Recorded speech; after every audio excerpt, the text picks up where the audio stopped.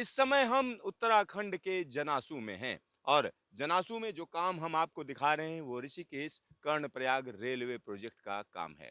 यहाँ पर मैं इस प्रोजेक्ट की सबसे लंबी टनल के ऊपर खड़ा हूँ, ये मैं कह सकता हूँ।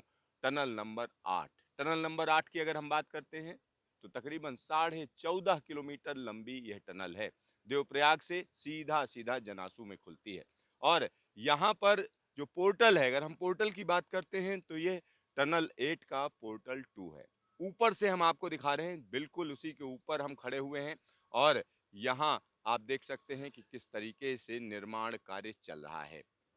जो जगह आपको सामने नजर आ रही है ये जनासू यार्ड की जगह है और यहाँ पर जनासू यार्ड रहेगा। यहाँ एक और चीज मैं आपको बताना चाहूंगा, पास में ही एक पुल, जो पुल आप देख रहे हैं यह लछमौली का पुल है। लछमौली पुल बोला जाता है और यह ओपन वेब गर्डर पुल है और यह अलकनंदा नदी के ऊपर बनाया गया है। यह बनकर तैयार हो चुका है। यह पुल हम कह सकते हैं कि राही इंफ्रा ने बनाया है और इस पुल की एक और बड़ी खासियत है। इस पर जो ट्रेन है वो बड़ी तेजी से जाएगी और दो जिलों को सीधा सीधा ये जोड़ती है।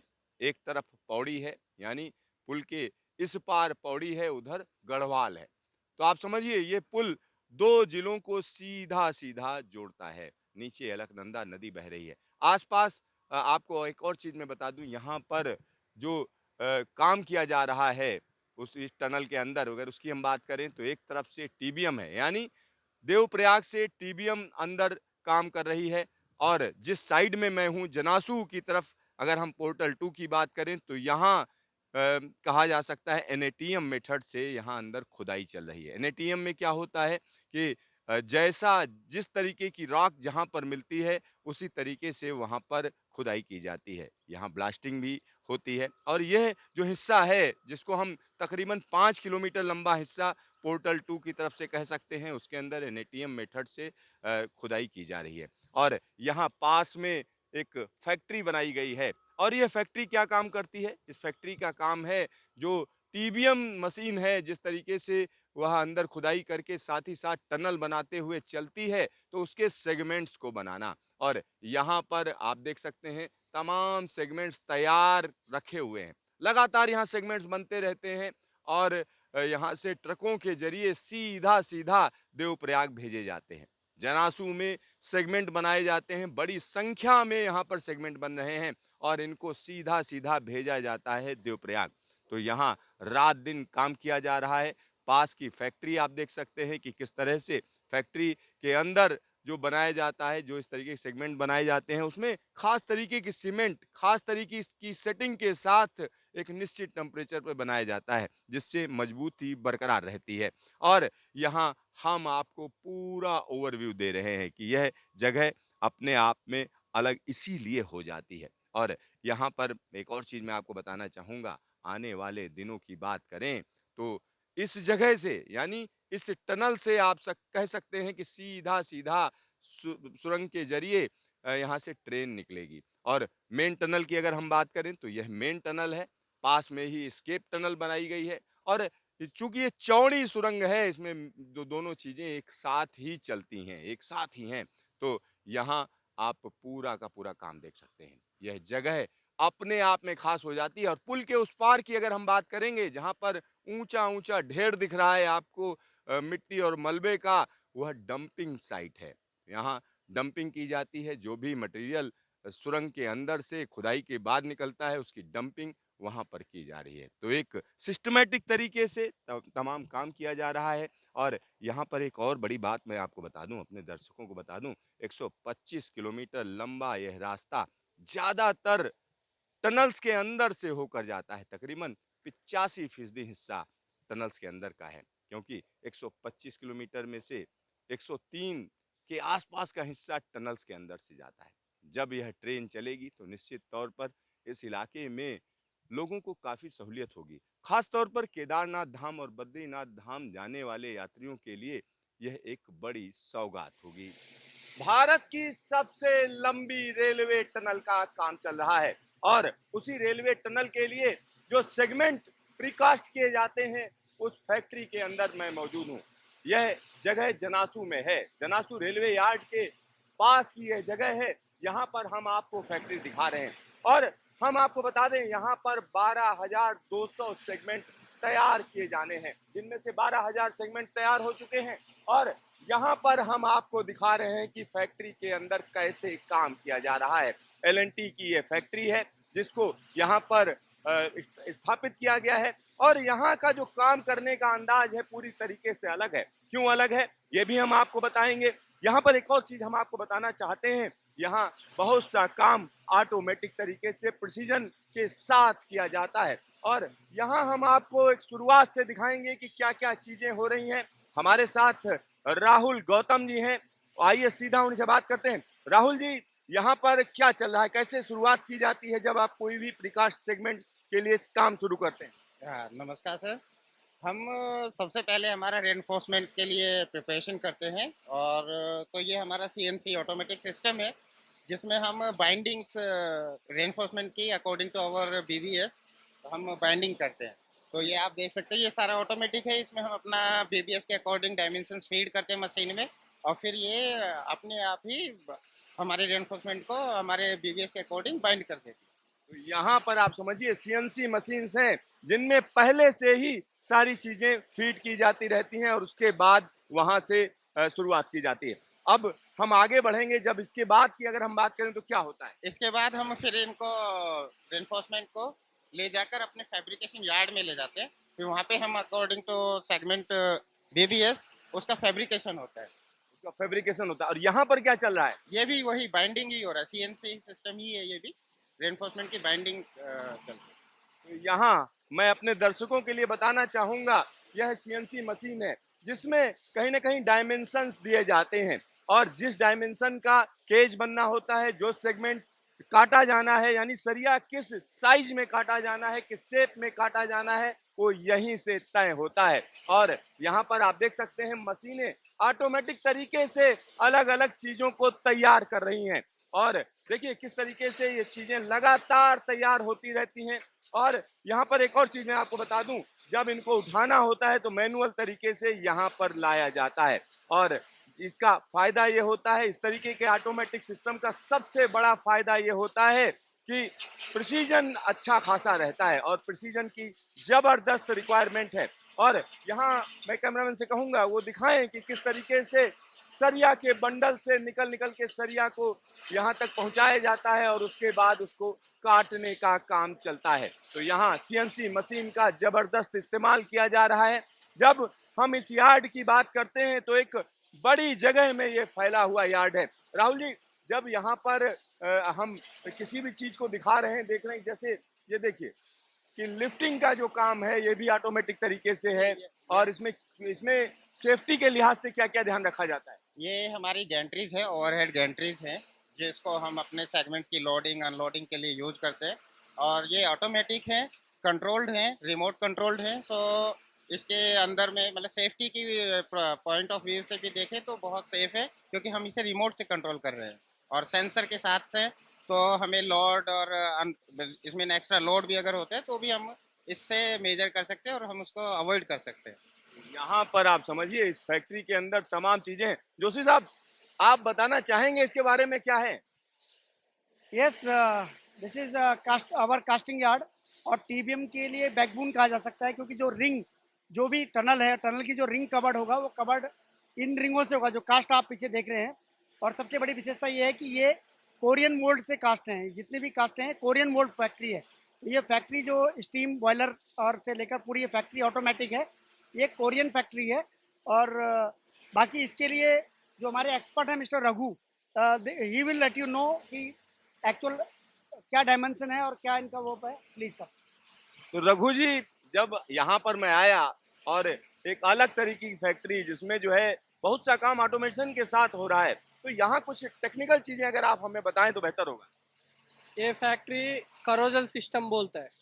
करोजल सिस्टम मतलब एक घूमने का सिस्टम में हम प्रोडक्शन को, सेगमेंट प्रोडक्शन को बनाना, आसान तरीका में बोलना है तो इधर हमारा टनल का रिक्वायरमेंट है, प्रीकास्ट सेगमेंट्स बना के इधर से हमको देवप्रयाग को सप्लाई करना। उधर से वो टनल माइनिंग होके ये टनल में पूरा सेगमेंट्स लग जाता है। ये काम हो रहा है 3 साल से, ये काम हो रहा है इधर। ऑलमोस्ट अभी काम हो चुका है। 1% 2% काम ही इधर कैस्टिंग के लिए बाकी है। वो भी 15 दिन में कंप्लीट हो जाएगा। उसका बाद में वो टनल भी हमने जुलाई तक कंप्लीट करके देगा। वो टनल कम होने के बाद बाकी ट्रैक वर्क है, जो भी इलेक्ट्रिकल वर्क है, सिग्नल वर्क्स है, वो आने वाला साल में कंप्लीट हो जाएगा। रघु जी, आप पूरा नाम क्या लिखते हैं, क्या करते हैं आप? मैंने कैशिंग एड मैनेजर था, मेरा नाम रघु बाबू है। ओके, इधर हमने daily supervision, monitoring and planning, logistic her cheese manage करना पड़ता है, सेफ्टी में एंड क्वालिटी में। आसपास इधर 300 का ऊपर मैन पावर काम करता है सिर्फ कास्टिंग यार्ड के लिए। उसी के अलावा नाटम वर्क्स भी है, उसमें और 200 का मैन पावर काम करता है।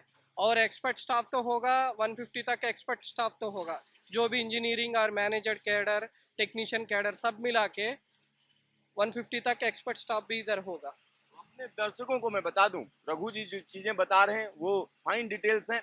और यहाँ पर एक और चीज मैं बता दूं कि जो सबसे लंबी टनल है देश की, वो कहीं ना कहीं देवप्रयाग से चलकर जनासू में खुलती है। और दो तरीके से उस पर काम हो रहा है। एक तरफ की बात करें तो टीबीएम डाली गई है, दो टीबीएम काम कर रही हैं लगातार, रात दिन उस पर काम चलता है। और टीबीएम की एक और बड़ी खासियत होती है, टीबीएम जब खोदती हुई आगे बढ़ती है तो पीछे का हिस्सा तैयार होता हुआ चलता है। और पीछे का हिस्सा कैसे तैयार होता है, तो जो सेगमेंट है ये साथ साथ लगाए जाते हैं। और ये बड़ा टेक्निकल काम है, पूरी प्लानिंग पहले की जाती है। और सबसे बड़ी परेशानी इन सब चीजों में ये होती है, अगर कोई दिक्कत आएगी तो टीबीएम बड़ी मुसीबत बन जाती है, आप समझ लीजिए। लेकिन अभी तक टचवुड कोई परेशानी नहीं आई है। जल्द ही ब्रेक थ्रू होगा, तो ब्रेक थ्रू भी हम आपको दिखाएंगे। तो हमारे दर्शक, अगले सेगमेंट में हम आपको दिखाएंगे कि किस तरीके से यह टनल के सेगमेंट्स बनाए जाते हैं, क्या क्या किया जाता है। देश की सबसे लंबी टनल के लिए सेगमेंट तैयार करने का काम यहाँ पर चल रहा है। हम अपने दर्शकों को बता रहे हैं कि आखिरकार यह काम कैसे किया जाता है। जनासू में हम मौजूद हैं और यहाँ पर एलएनटी की फैक्ट्री है जिसमें इस तरीके के सेगमेंट्स तैयार किए जाते हैं। इस पर और ज़्यादा बातचीत करने के लिए हमारे साथ कई लोग हैं और सबसे पहले राहुल गौतम जी से मैं पूछता हूँ, सर यहाँ पर क्या चल रहा है, ये क्या जगह है? सर अभी बाइंडिंग के बाद रेनफोर्समेंट का हम अपना ये फैब्रिकेशन यार्ड है, यहाँ पर लाके हम उनको फैब्रिकेट करते हैं केज बनाने के लिए, सेगमेंट्स का केज बनाने के लिए। और ये सेकंड स्टेज हो जाता है बाइंडिंग के बाद, यहाँ पर आके फैब्रिकेशन होगा। फैब्रिकेशन के बाद फिर ये नेक्स्ट स्टेज कास्टिंग के लिए जाएगा। यहाँ पर फैब्रिकेशन चल रहा है, आप देख सकते हैं कि किस तरीके से फैब्रिकेशन किया जा रहा है। जोशी साहब, अगर हम इस फैब्रिकेशन की बात करें तो इसमें क्या क्या ध्यान रखा जाता है? बेसिकली इनके साइज़ और इसका टाइप, अगर आप देख रहे होंगे ये प्लेटफॉर्म में लेटे हुए हैं, तो ये प्लेटफॉर्म इसके साइज़ हैं। किस साइज़ का कास्ट आपको करना है उसी हिसाब से फैब्रिकेशन होगा।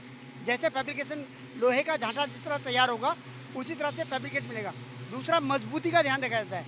आप देख रहे हैं जितना सरिया स्टील बिल्कुल एक सिस्टम से लगाया जा रहा है, उसको लगाने का तरीका ये है कि आपका केज उसी साइज़ से तैयार होगा और साथ में उसकी मजबूती भी रहेगी। तो यहाँ पर जो केज तैयार किया जाता है उसकी मजबूती भी रखी जाती है। क्वालिटी का कैसे ध्यान रखा जाता है? क्वालिटी के लिए देखिए, क्वालिटी के लिए वी हैव क्वालिटी कंट्रोल, हमारा पूरा सिस्टम है जो केज का स्ट्रेंथ, सरिये का स्ट्रेंथ, सरिये की क्वालिटी और सबसे बड़ी है उसका साइज़। जो आपके जो आकार दिख रहे हैं ये साइजेस हमारे कोरिया से आए हैं, these are the Korea mould. इस मोल्ड के आधार पे ही उन सभी सरियों को ढाला जाता है। और जैसे मैंने आपको बताया, क्वालिटी की बात करेंगे तो इसमें 1 इंच का भी डिफरेंस नहीं है, क्योंकि ये सब ऑटोमेटिक मशीन द्वारा हो रहा है। पहले मैनुअल होता था, सरिया बार बाइंडिंग लोग मैनुअल करते थे, आज मैनुअल नहीं है, सब कुछ कंप्यूटराइज्ड है। वो यहाँ पे आके इसको लेआउट करें और लेआउट भी उसके सांचे के आधार पे, जो सांचा हमें कोरिया से आया है उसको करें, ताकि मोल्ड में बिल्कुल डिफ्लेक्शन, जीरो डिफ्लेक्शन हो। जिस तरह मोल्ड चाहिए सेम उस मोल्ड के आधार पे ही वो रिंग टीबीएम उसको लगाएगा और उसकी मजबूती रहेगी।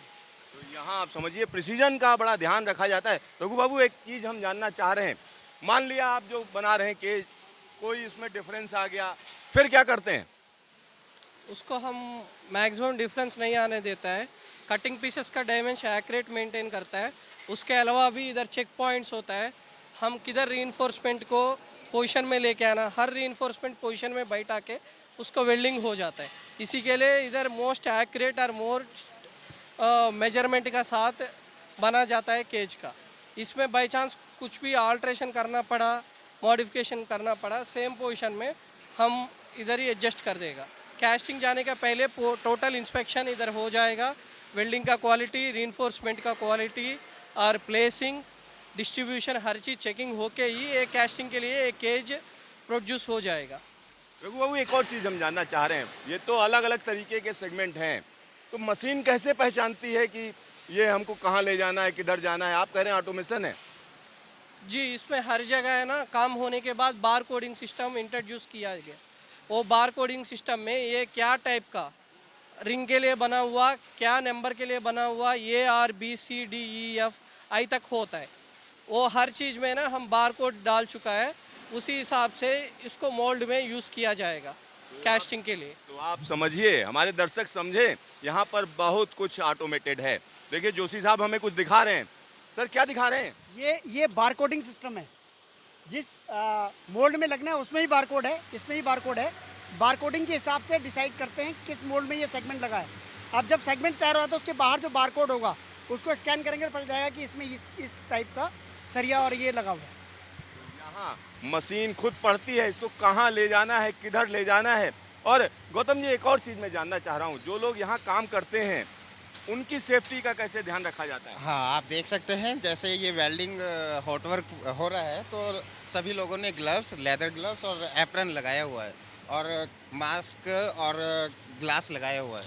तो ये इनकी प्रोटेक्शन के लिए है कि इसकी हीट से और इसके स्पार्क से इनको कोई नुकसान ना हो। अच्छा, अगर कोई किसी को नुकसान हो जाता है, मान लेते हैं कि नुकसान हो जाता है, तो फिर क्या जिम्मेदारी, किसकी क्या जिम्मेदारी है?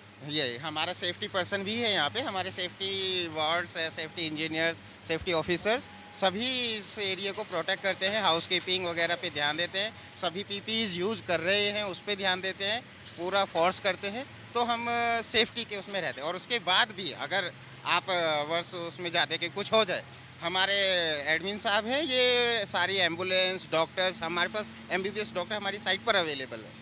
फिर उसके बाद हमारे नियर बाय हॉस्पिटल्स हैं, उनसे कांटेक्ट है, सभी से हमारे इमरजेंसी यूज के लिए और अवेलेबल है हॉस्पिटल्स में। यहाँ पर आप समझिए, जब इस तरीके का फैक्ट्री सेटअप होता है तो खास तौर पर ये सारी चीज़ें रखी जाती, मैंडेटरी हैं कि आपको एम्बुलेंस रखनी है, एमबीबीएस डॉक्टर रखना है, लोगों को अगर कोई दिक्कत होती है तो तुरंत जो है स्वास्थ्य सेवा अवेलेबल कराई जाती है। तो यहाँ हम आपको दिखा रहे हैं फैब्रिकेशन किस तरीके से चल रहा है और बड़े स्तर पर फैब्रिकेशन है और जल्द ही टनल के लिए जो सेगमेंट तैयार होने हैं वो पूरे के पूरे तैयार हो जाएंगे। तो यहाँ जल्द ही हम कह सकते हैं ब्रेक थ्रू की तैयारी चल रही है।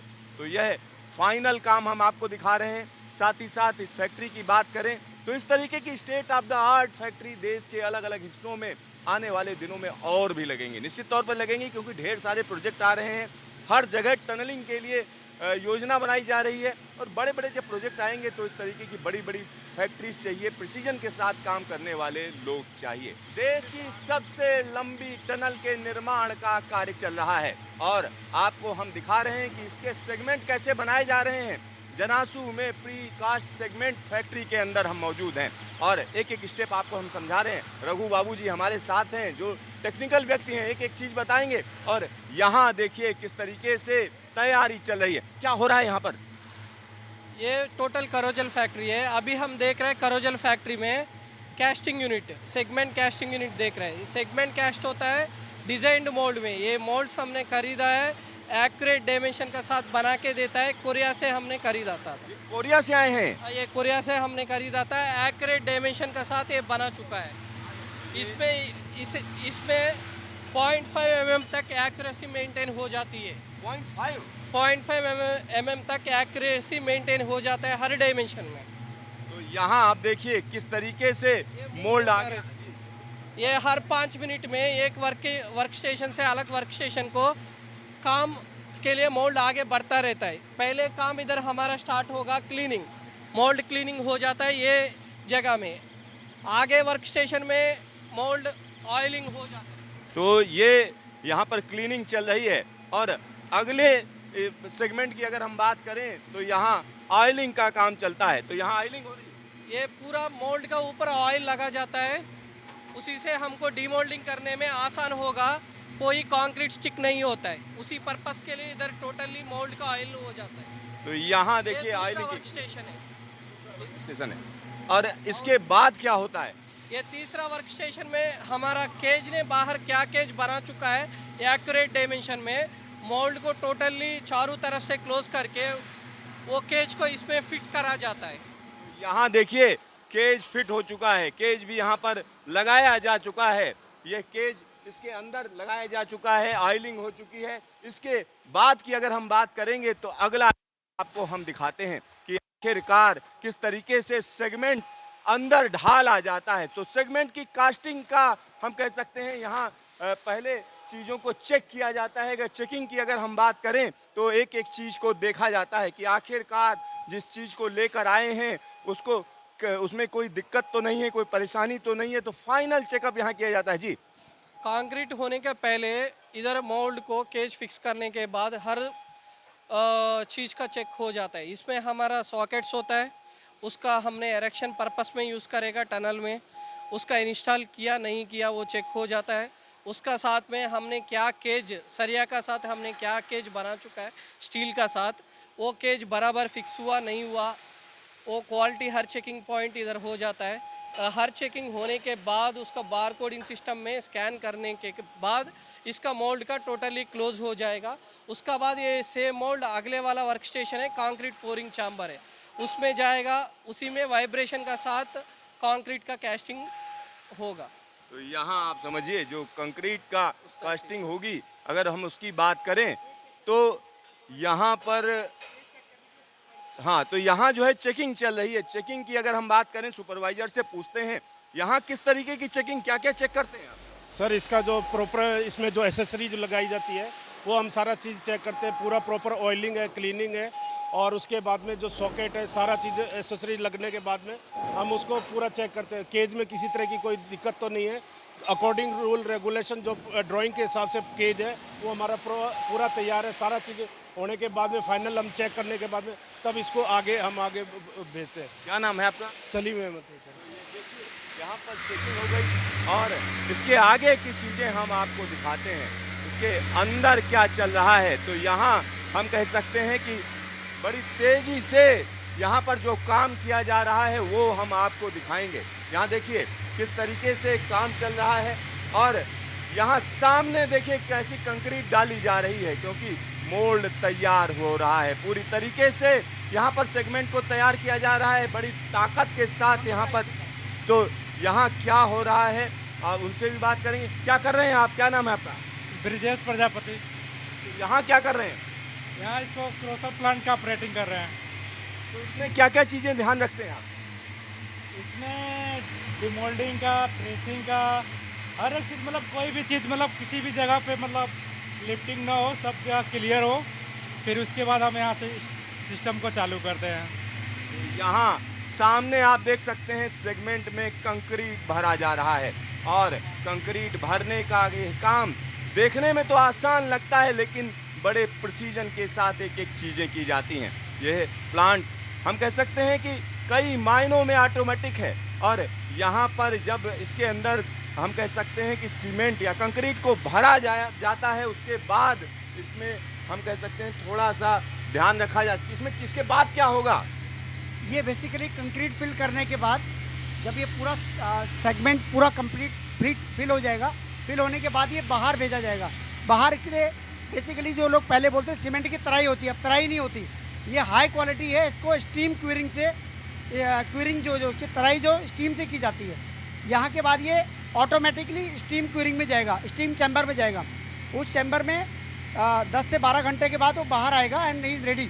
उसके बाद 28 दिन बाद हम उसको सेगमेंट को डिस्पेच करते हैं लगाने के लिए। यहाँ हम आगे और भी चीज़ें आपको बताते हैं। यहाँ का काम हमारे दर्शक समझ चुके होंगे, अब हम आगे आ रहे हैं।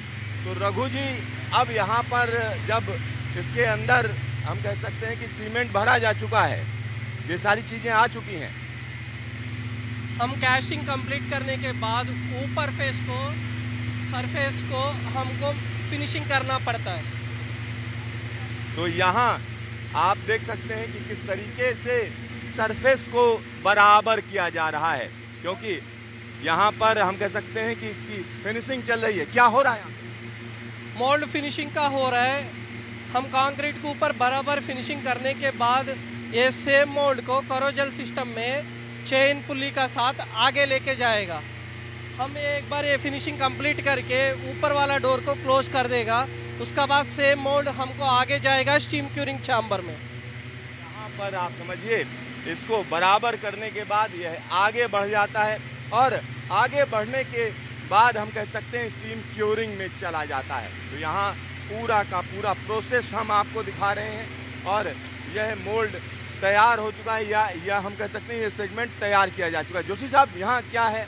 ये मोल्ड पूरा रेडी हो चुका है। इसमें कंक्रीट वगैरह स्टील वगैरह सब हो गया है। अब ये इन्हीं ट्रैक से होते हुए ऑटोमेटिकली स्टीम चैम्बर में जाएगा। जैसे मैंने आपको बताया कि क्यूरिंग पहले पानी से तराई की जाती थी, अब वो सिस्टम नहीं है। ये ऑटोमेटिकली मोल्ड जो 60 टन का मोल्ड है, ये ट्रैक में चलेगा, ऑटोमेटिक चलेगा, अपना आप शिफ्ट होगा और सीधे क्यूरिंग चैम्बर स्टीम चैम्बर में चला जाएगा। तो यहाँ पर स्टीम चेम्बर में जाने की बात है और यहाँ से हम आपको सीधा सीधा दिखाते हैं स्टीम चेम्बर में कैसे यह जाएगा, किस तरीके से इसको धीरे धीरे करके आगे ले जाया जाएगा। और यहाँ आप देख सकते हैं कि एक प्रोसेस हम आपको दिखा रहे हैं कि आखिरकार किस तरीके से यह टनल तैयार की जा रही है, सेगमेंट कैसे तैयार किए जा रहे हैं। ये देखिए, यहाँ पे 4 चैम्बर स्टीम क्यूरिंग है, 1 2 3 4। इन चारों चैम्बर में ये क्यूरिंग के लिए मोल्ड जाता है। क्यूरिंग मोल्ड एक बार बन गया, उसमें सीमेंट कंक्रीट वगैरह कंप्लीट उसको सेफ देने के बाद उस मोल्ड को हम उसको पैक कर देते हैं। पैक करने के बाद ये मोल्ड सीधे ऑटोमेटिकली यहाँ आएगा और अपना आप अपने चैम्बर में चला जाएगा। और चैम्बर में भी जब ऑटोमेटिकली उसका टाइमिंग पूरा होगा तो बाहर निकल जाएगा। टाइमिंग के लिए मिस्टर रघु आपको बताएंगे कि चैम्बर क्यूरिंग का टाइमिंग क्या है। रघु सर, तो यहाँ रघु जी फिर अब ये आगे बढ़ेगा। अभी आगे बढ़ेगा। हमारे एक कंट्रोल पैनल रूम है, हम अभी किधर कैस्टिंग देखा, वो कंट्रोल पैनल रूम में क्या होता है, हर मोल्ड का एक्टिविटी कंप्लीट होने के बाद वो ऑटोमेटिकली आगे बढ़ाने का प्रोसेस शुरू कर देगा। वो आगे बढ़ के आएगा, ये ट्रैक को हम बोलता है मोल्ड मूविंग कार्ट। ये जगह से हॉरिजेंटली मूव होके चेन पुल्ली का साथ वो स्टीम क्यूरिंग चैम्बर में जाएगा। अभी हम देख सकते हैं वो मोल्ड आगे बढ़ते बढ़ते आना। तो यहाँ पर आप समझिए, अब मोल्ड को धीरे धीरे करके आगे बढ़ाया जाए। चेन पुल्ली होता है, मोल्ड का ट्रैक को ऊपर चढ़ा गया था और फोर्स देने के लिए नीचे से एक चेन पुल्ली इसको खींच के ट्रैक को ऊपर से आगे लेके आएगा। अभी वो चीज़ आप नोटिस कर सकते हैं इधर। इसमें सबसे बड़ी बात है कि shifting of mould to chamber, जो क्यूरिंग में चैम्बर में जा रहा है steam chamber, it is totally automatic. एक बार हमारे जितने भी हमारे इंजीनियर्स हैं उन्होंने एक बार मोल्ड बना के फिनिश करके पैक कर दिया, उसके बाद वो मोल्ड ऑटोमेटिकली अपने आप जिस चैम्बर में जाना होगा उसकी लाइटिंग होगी और अपने आप ही वो चैम्बर में चला जाएगा। तो देखिए किस तरीके से आगे बढ़ रहा है। जी, क्या हो रहा है? अभी कंक्रीट चैम्बर से मोल्ड डोर्स का ओपन हो गया था। दोनों कंक्रीट चैम्बर का डोर्स होता है एंट्रेंस के लिए और एग्जिट के लिए। अभी आप देख सकते हैं एग्जिट का डोर ओपन हो गया, ये मोल्ड आगे आएगा। वो कंक्रीट चैम्बर से एक मोल्ड आगे आएगा। हमने क्या मोल्ड को फिनिशिंग ने कंप्लीट कर दिया, अभी वो मोल्ड आगे आ रहा है, आप वीडियो में नोटिस कर सकते हैं। वो मोल्ड आगे आने के बाद इसमें प्लेस हो जाएगा, कार्ट में प्लेस हो जाएगा, मूविंग कार्ट में। वो कार्ट में प्लेस होने के बाद कार्ट हॉरिजॉन्टली स्टीम क्यूरिंग का चैम्बर का तरफ से मूव हो जाता है। उसका बाद वही मोल्ड स्टीम क्यूरिंग चैम्बर में जाएगा, 6 घंटे तक उसमें स्टीम क्यूरिंग हो जाएगा। स्टीम क्यूरिंग से क्या फ़ायदा होता है? हमारा स्टीम क्यूरिंग से क्या फ़ायदा है, नॉर्मली कोई घर बना रहा है उसको हमने 2 हफ्ता तक 15 दिन तक पानी देना पड़ता है, कंक्रीट को मजबूत होने तक हमको पानी देना पड़ता है। वो सिस्टम के अलावा इधर ये एडवांस्ड सिस्टम है स्टीम क्यूरिंग, इसमें हम कर देता है स्टीम का साथ पानी सेगमेंट के ऊपर जाएगा तो वो मजबूत आ जाएगा, 12 घंटे के अंदर हमको मजबूत आ जाएगा। अच्छा, एक जैसे ये मोल्ड है तो इस मोल्ड का वजन क्या होगा? 8 टन होगा। 8 टन? 8 टन मतलब सेगमेंट 8 टन का? ये इसका अंदर कंक्रीट कैस्ट हो चुका है, वो तो 6 टन का है। उसके अलावा मोल्ड का हमारा आएगा करीबन 2 टन आएगा। यहाँ पर मोल्ड 2 टन का है और जो कास्टिंग है अगर हम उसकी बात करें तो इसमें 8 टन की कास्टिंग है। रघु जी, जी हाँ, अगर आप सामने देख रहे हैं ये मोल्ड अपनी वर्टिकल पोजीशन में आ चुका है, यहाँ से हॉरिजॉन्टली ऑटोमेटिक जाएगा और जिस चैम्बर में इसको जाना होगा उसका ऑटोमेटिकली वो उस चैम्बर का गेट खुलेगा और ये वहाँ मूव हो जाएगा। अभी देखिए ये सेंसर है, ये इसमें टकरेगा नहीं, सेंसर है, ऑटोमेटिकली रुक जाएगा। ये रुक गया, ये सेंसर है, अब ये ऑटोमेटिकली शिफ्ट करेगा। शिफ्ट करके चैम्बर में चला जाएगा। और steam curing is the best जो है, ये टाइम सेविंग के लिए है, क्योंकि जब भी आप इतना बड़ा प्रोजेक्ट करते हो, 12,000 रिंग आपको बनाने हैं, एक रिंग में 7 सेगमेंट हैं, तो 84,000 आपको सेगमेंट्स बनाने हैं। तो ऐसे में आपके पास टाइम नहीं होता कि 15-15 दिन पुराने पद्धति में आप क्यूरिंग करेंगे। तो ऐसे में क्या होता है कि इसका स्टीम क्यूरिंग का सीमेंट का स्ट्रेंथ जल्दी अचीव करने के लिए स्टीम क्यूरिंग मेथड यूज़ करता है। इसमें हम रघु जी, मैंने सुना था कि सीमेंट खुद ही जो है जब सख्त होती है तो अपने आप उस हीट छोड़ती है, और इसमें आप उल्टा कर रहे हैं, स्टीम दे रहे हैं, गर्म कर रहे हैं, तो ये क्या, कैसे वो स्ट्रेंथ आ जाएगी? हमको सीमेंट का एक रूल होता है, हीट ऑफ हाइड्रेशन बोलता है। वो हीट ऑफ हाइड्रेशन का टाइम में हम उसका साथ में पानी देता है तो वो जल्दी स्ट्रेंथ आ जाएगा। गरम का साथ में हमको पानी भी देना पड़ता है, वो पानी स्टीम का साथ इधर दे चुका है, इसी के लिए उसको मजबूत आएगा, जल्दी स्ट्रेंथ आ जाएगा। मतलब स्टीम भी देते हैं, पानी भी देते हैं? वो आप नॉर्मली कन्वेंशनल मेथड में क्या होता है, घर में पानी देते हैं, वो पानी का जगह में हम इधर स्टीम देते हैं, वो स्टीम ही उसको जल्दी स्ट्रेंथ आने का मजबूत कर देगा। तो यहाँ आप समझिए, यह टेक्निकल बातें हैं, और हम सिंपल तरीके से समझें तो यह जो पूरा का पूरा प्लांट है, ये सेमी ऑटोमेटिक प्लांट है। इसमें बहुत से प्रोसेस ऑटोमेटिक हैं। अब यहाँ पर देखिए किस तरीके से यह वहाँ पहुँच चुका है और वहाँ रुक रहा है। देखिए अब ऑटोमेटिक गेट खुल गया है, अब स्टीम क्योरिंग के लिए अंदर जा रहा है। कितनी देर तक अंदर रहेगा?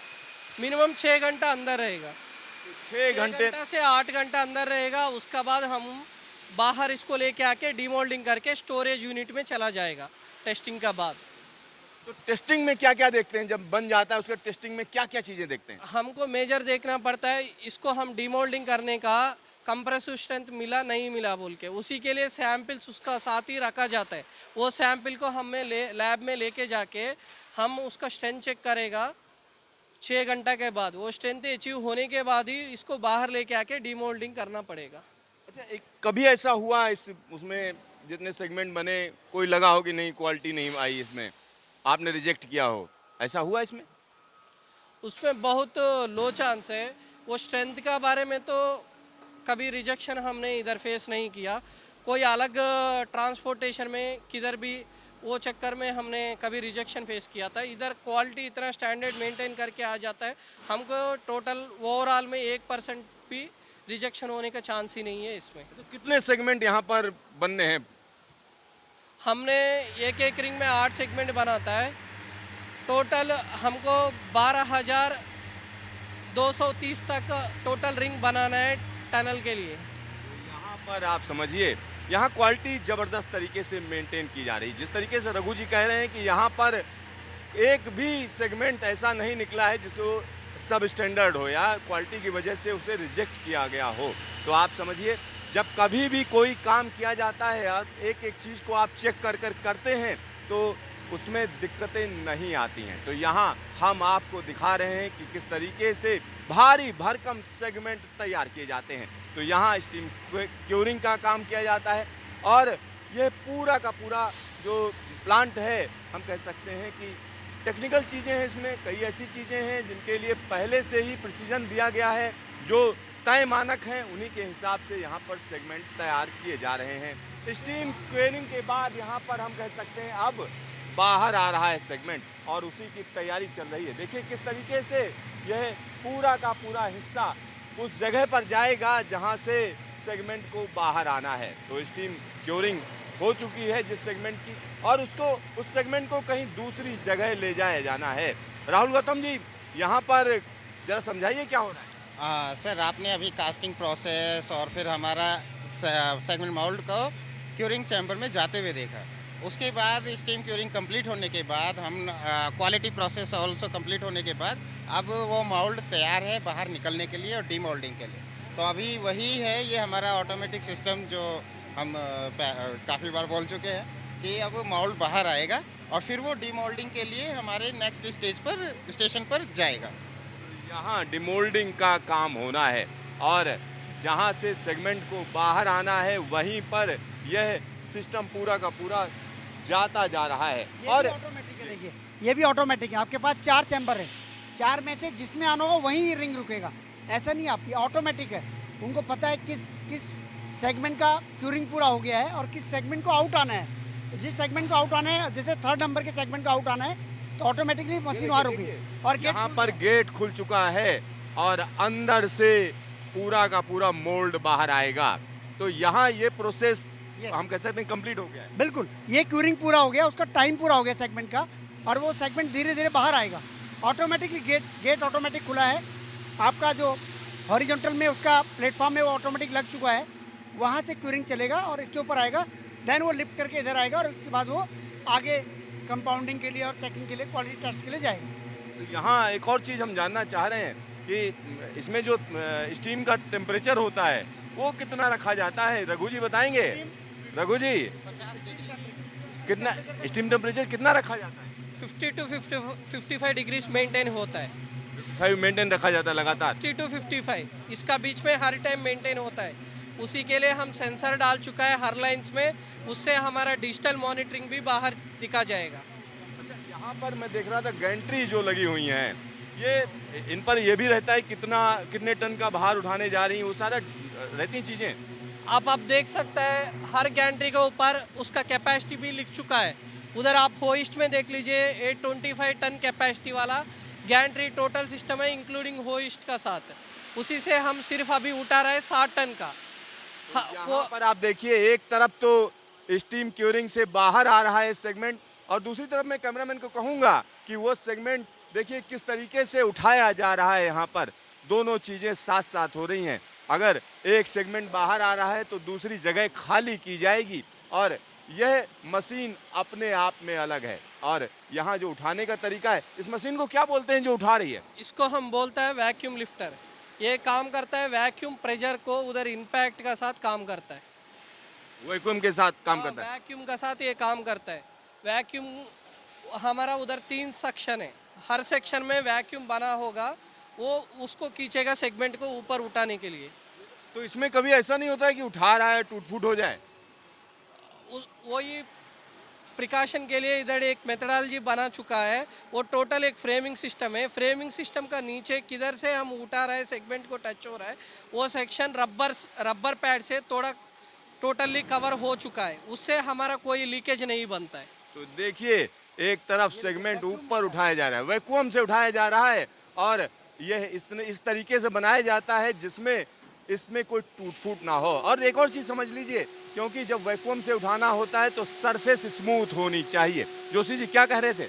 हाँ, मैं ये कह रहा था कि वैक्यूम से उठने के बाद इसके अभी आप देख रहे हैं इतना उठने के बाद, ताकि रिस्क ना हो तो उसके लैग लग रही हैं, ऑटोमेटिक लैग लग रही हैं कि इनकेस और वैक्यूम में कहीं भी अगर उड़ता है तो लैग में अटक जाएगा। तो अभी आप देख रहे हैं इसमें लैग लग रही है। तो ये बेसिकली एक सेफ्टी मेजर है। वैक्यूम तो ऑलरेडी इन प्लेस है, इनकेस अगर कहीं भी अगर माइनर डिफरेंस होता है, कहीं भी कुछ लगता है तो उसके नीचे लैग लग चुकी है, अब ये सेगमेंट नीचे नहीं आएगा।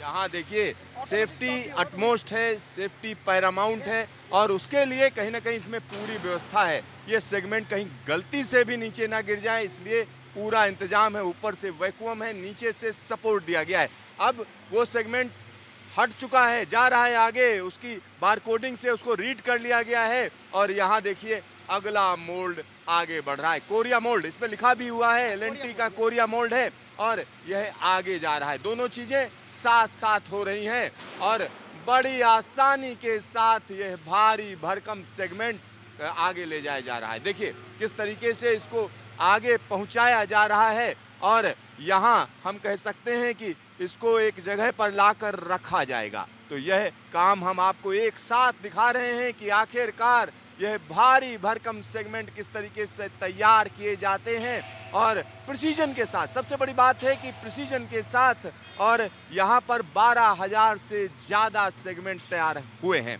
जी। और ये देखिए ना, ये सबसे जीता जाता उदाहरण है टेक्नोलॉजी का, कि आज की वर्ल्ड की दुनिया में जहाँ पहले हम लोग मैनुअल काम करते थे, आज टेक्नोलॉजी कितनी ऊपर चली गई है और पूरे वर्ल्ड की टेक्नोलॉजी हमारे पास यहाँ पर है और उस टेक्नोलॉजी का अच्छा से यूज़ करते हुए आज हम दिखा रहे हैं कि कम टाइम पर हमारे 84,000 सेगमेंट बन गए, 12,000 रिंग हमारे बन चुके हैं। अदरवाइज 1-2 साल के अंदर आप 12,000 रिंग अगर मैनुअल बनाने चलेंगे तो 10 साल लग जाएंगे। 12,000 रिंग्स बने हैं। 12,000 रिंग, 84,000 का सेगमेंट, एक रिंग में 7 सेगमेंट लगते हैं। तो ये एक जीता जाता नमूना है, उदाहरण है इस आधुनिक युग में टेक्नोलॉजी का। यहाँ आप देखिए टेक्निक का कमाल, देखिए कि किस तरीके से चीजें तैयार की जा रही हैं। और सबसे बड़ी बात यह है कि कम समय में ज्यादा सेगमेंट तैयार करने का ये पूरा प्रोसेस है। 84,000 सेगमेंट और 12,000 रिंग्स, और यहाँ पर यह काम लगातार चल रहा है। अब कंप्लीशन की तरफ है, क्योंकि देश की सबसे लंबी रेल सुरंग के लिए जो सेगमेंट तैयार हो रहे हैं वो हम आपको दिखा रहे हैं। अब इसके बाद क्या प्रोसेस है? इसके बाद ये सेगमेंट जैसे आया है, जरा बताइए आप। किया जाएगा। इसके बाद जो ये डिमोल्ड किया है उसके बाद इसको क्यूरिंग कंपाउंड से स्ट्रेंथ अचीव करने के लिए जो वो क्यूरिंग कंपाउंड लगाया जाएगा। उसके बाद इसकी फिनिशिंग चेक की जाएगी। अगर थोड़ा सा कहीं पे पिन होल्स हनी कम्स रहता है तो उसको प्रॉपरली फिनिशिंग करके इसको रेडी किया जाएगा। आफ्टर देन उसको जो है वो डिस्पैच करके हम वहाँ पे स्टिकर मार के स्टॉक यार्ड में रख सकते हैं। तो देखिए यहाँ पर एक खास तरीके का कंपाउंड लगाया जा रहा है, केमिकल इसमें लगाया जा रहा है, और इस केमिकल का एक अलग कहीं ना कहीं रोल है। क्या है? का जो मतलब होता है ये हमारा स्ट्रेंथ अचीव करता है। ये जो है वो क्यूरिंग कंपाउंड जो हमारा स्ट्रेंथ अचीव करने के लिए होता है, इसलिए हम इसको क्यूरिंग कंपाउंड करते हैं। इसका वाटर क्यूरिंग नहीं है, ये क्यूरिंग कंपाउंड से इसको हम स्ट्रेंथ अचीव करने के लिए इसको क्यूरिंग किया जाता है। अच्छा, ये मैं देख रहा था इसमें हल्की हल्की भाप भी निकल रही है, गर्म है, तो ये कितनी देर में ठंडा हो जाएगा? ये ज़्यादा से ज़्यादा 30 मिनट्स में ये जो अपना टेम्परेचर नॉर्मल टेम्परेचर में आ जाएगा। ये अभी स्टीम चैम्बर से निकला है, उसका जो टेम्परेचर रहा होगा करीबन 50 डिग्री सेल्सियस। तो अभी ये 30 मिनट्स में ये अपना नॉर्मल टेम्परेचर में आ जाएगा। क्या नाम है आपका? गुरु बच्चन। तो गुरबचन जी तमाम चीजें बता रहे हैं, और यहाँ पर देखिए किस तरीके से यह बन चुका है, और इसको अब तैयार सेगमेंट्स को आगे ले जाने का काम है। और सामने आप देख सकते हैं सेगमेंट तैयार हैं, और ये सीधा सीधा रिंग बनाने का काम करेंगे। यहाँ से ट्रांसपोर्ट किए जाएंगे और देवप्रयाग पहुँच जाएंगे। उसके बाद हम कह सकते हैं जो टीबीएम काम कर रही है उसमें लगातार इस तरीके के सेगमेंट्स की जरूरत पड़ रही है। एलएनटी की प्रीकास्ट फैक्ट्री के अंदर ढेर सारे सेगमेंट तैयार हैं। जिधर नजर डालिएगा सेगमेंट ही सेगमेंट नजर आ रहे हैं, लेकिन ये सेगमेंट किस तरीके से महत्वपूर्ण हो जाते हैं, टनल कैसे बनाई जाती है, उसका एक सैंपल हमारे पास है। और यहाँ सैंपल तैयार किया गया है, मास्टर रिंग लिखा हुआ है। अब देखिए master ring RVNL package 4, package 4 का ये मास्टर रिंग है, और एलएनटी की फैक्ट्री में तैयार हुआ है। तो आखिरकार यह जो दिखाया जा रहा है इसमें एक रिंग के अंदर, या हम कह सकते हैं मास्टर रिंग में कितने सेगमेंट इस्तेमाल होते हैं, इस सब पर बातचीत करने के लिए राहुल गौतम जी हैं। आइए उनसे बात करते हैं। सर, ये जो टनल है, एक तो बताइए इस कितना डाया रहेगा फिनिश्ड, दूसरा ये बताइए कि इसमें कितने सेगमेंट इस्तेमाल हो जाते हैं एक रिंग में? सर ये फिनिश डाया हमारा 7.8 मीटर का है, और एक रिंग बनने में हमको 7+1 7 बड़े सेगमेंट और एक छोटा सेगमेंट, की सेगमेंट हम उसे बोलते हैं, तो टोटल 8 सेगमेंट का एक रिंग तैयार होता है। अच्छा, जो की सेगमेंट है, जो छोटा सा, उसको क्यों बोलते हैं? क्योंकि वो चाबी है, वो जब फिक्स होता है तो फिर वो उसको लॉक कर देता है। रिंग बनाने के लिए की इम्पोर्टेंट है, उसे रिंग की शेप देने के लिए वो लॉक कर देता है, फिर उसके बाद हमारा रिंग तैयार है, फिर वो सेगमेंट नहीं है। अच्छा, तो आप समझिए एक चाबी, आप हिंदी में चाबी बोल सकते हैं, की बोलते हैं उसको। जोशी जी, यहाँ पर जब हम मजबूती की बात करते हैं तो ये टनल जब एक बार तैयार हो गई तो कितनी मजबूत है? देखिए जो ये अभी राहुल गौतम जी ने बताया कि इतना ऑटोमेशन, इतना स्टील और पूरा क्वालिटी के साथ काम करने के बाद तो मैं नहीं मानता कि भविष्य में आने वाले 100-200 साल तक कभी कोई प्रॉब्लम आएगी, क्योंकि जिस क्वालिटी स्टैंडर्ड में हमने अपने रेल विकास निगम ने और सभी पीएमसी ने ध्यान रखकर जो काम किया है, तो मोस्ट प्रॉब्ली हम एक बिल्डिंग नेशन के ऊपर काम चल रहा है, तो इस नेशन के ऊपर जब हम काम कर रहे हैं तो मोस्ट प्रॉब्ली 200 से 300 साल तक जो भी इसका टाइम ड्यूरेशन होगा उसके ऊपर तक तो कभी कुछ नहीं होगा।